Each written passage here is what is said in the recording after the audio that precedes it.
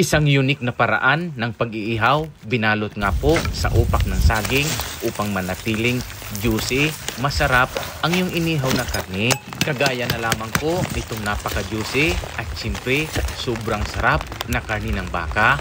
Kung paano ito lutuin, panoorin niyo po mga idol ang buong video. At welcome ko po kayo mga idol dito sa aking page na Boss Ampil Vlogs 2.0. Una nga po mga ka-adventure, meron tayong presko at napakasariwang karne ng baka. Nilagyan ko lang po ito ng asin at minasage ko ng kunti para kumapit yung asin. At sumunod naman ay nilagyan ko na nga po ito ng bitchin, siyempre paminta para mabango yung ating lulutuin ngayon na ulam. At para mas lalong sumara pa, nilagyan ko ito ng kamatis, sibuyas, luya, sinamahan ko na rin ng tuyo at agad ko na nga itong binalot ng upak ng saging. At para nga po mas masecure pa ay tinalian ko nga po ito ng mahigpit. Siyempre 3 beses pa nga po mga idol para wag makawala itong ating iihawin ngayon na karne ng baka. At sumunod naman po mga idol ay nilagay na po natin ito sa nagliliyab na apoy. Siyempre kung nagustuhan niyo po ang video na ito, papindot naman ng heart button. Pa-share na rin ng video na ito at huwag kalimutan na i-follow ang aking page na Boss Ampil Vlogs 2.0. At makalipas nga po mga idol ang halos 3 oras na pag-aantay, itutluto na po itong ating binalot sa upak na saging na inihaw na karne ng baka.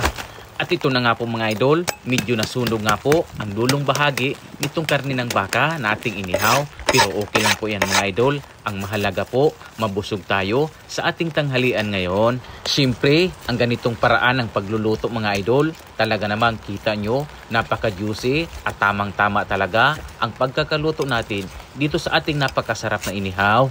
Kayo po mga idol, na-try nyo rin ba ang ganitong klase ng pagluluto? Comment down below po at kung nagustuhan ang video ay papindot naman ng heart button.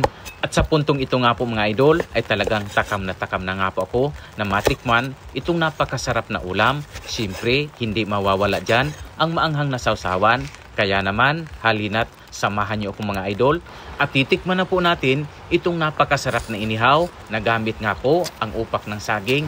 At pagkatapos nga po mga idol na matikman ko itong ating inihaw, talaga namang napakasarap plus maanghang na sawsawan at mapipil mo talaga ang napakasarap na lasa ng inihaw. Kaya naman kung nagustuhan niyo po mga idol ang video na ito ay huwag kalimutan na pindutin ang heart button, pa-share na rin ng video na ito at papalo ng aking page na Boss Ampil Vlogs 2.0.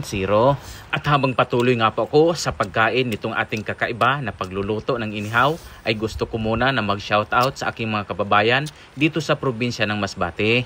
At shoutout ko na rin po mga idol ang aking kaibigan na si Boss Oliver Ortiz Jr. from Manila. Maraming salamat po sa patuloy nyo na suporta at panonood ng aking mga video. At siyempre po mga idol, sana patuloy nyong suportahan ang mga susunod pa na episode ng aking mga pagluluto.